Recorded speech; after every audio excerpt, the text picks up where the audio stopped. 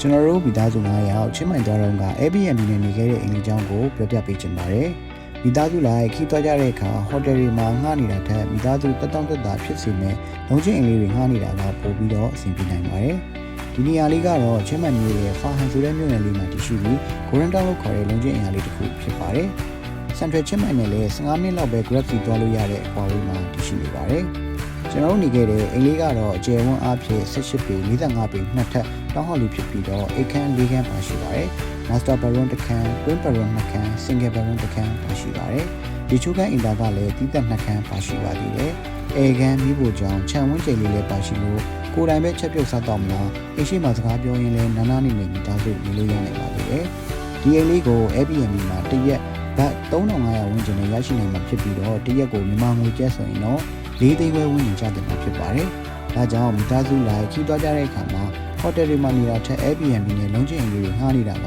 ပိုပြီးတက်တောင့်တက်တာရှိပြီးတော့ဒီလိုနဲ့တက်တက်တာရရှိနိုင်မှာဖြစ်ပါတယ်။ဒါကတော့ကျွန်တော်တို့မိသားစုခီးသွားတဲ့အခါမှာ Airbnb နဲ့ငှားနေတဲ့အတွေ့အကြုံတွေကိုပြန်လည်မျှဝေပေးလိုက်ပါရခင်ဗျာ။